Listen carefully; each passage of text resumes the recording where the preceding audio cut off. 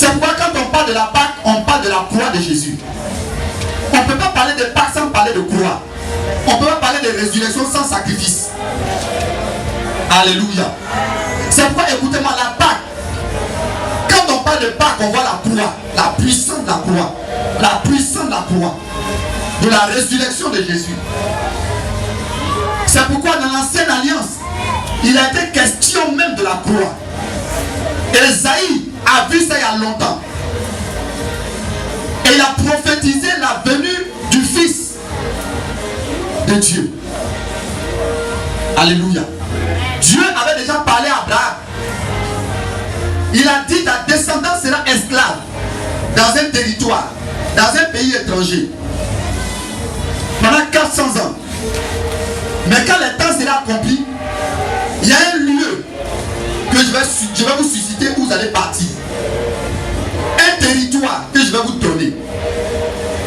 Et je vais susciter un prophète dans vos frères que vous allez suivre, qui sera le libérateur. Et le Seigneur a fait cette promesse-là à Abraham. Je vous ai dit ça un peu le dimanche passé, j'ai processé un peu. Gloire à Jésus. Gloire au Seigneur. C'est pourquoi vous devez comprendre les racines de la Pâque. Pourquoi nous fêtons la Pâque aujourd'hui?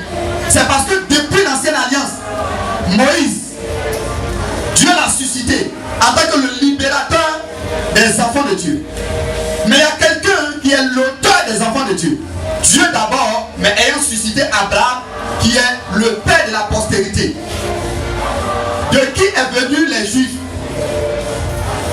De qui est venu Isaac, Jacob et les 12 tribus d'Israël qui ont été esclaves en Égypte pendant 400 ans. Et le Seigneur a dit que quand le péché des Amoréens allait atteindre le comble, c'est là qu'il allait susciter le libérateur pour délivrer son peuple. Et réellement, c'est ce qui s'est passé. Autant marqué, Dieu a suscité Moïse. Moïse est venu pour libérer Israël. Parce que Israël était esclave.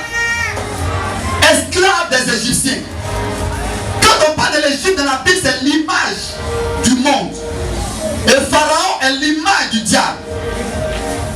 Ils ont été maltraités pendant des années. Esclaves du diable et de Satan.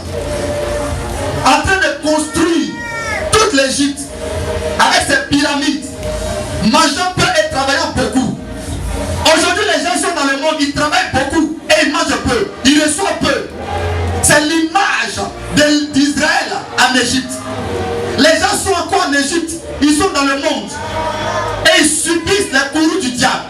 Ils subissent la malédiction de l'ennemi, dans la misère, dans la pauvreté.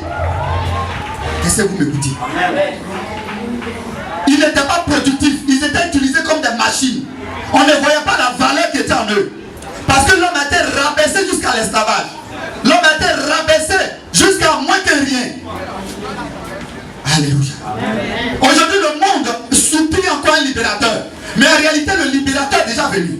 Amen. Tu n'as pas dit amen? Amen. Le libérateur est déjà venu. Amen. Le libérateur est déjà là. Amen.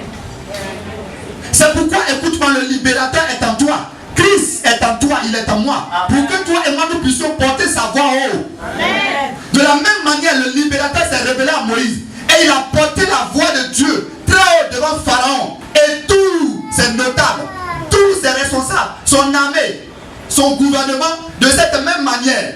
Toi et moi, Dieu nous a suscité en ces derniers temps pour que nous puissions porter la voix de Dieu très haut aux yeux de ce monde-là. Tu n'es pas n'importe qui. Amen.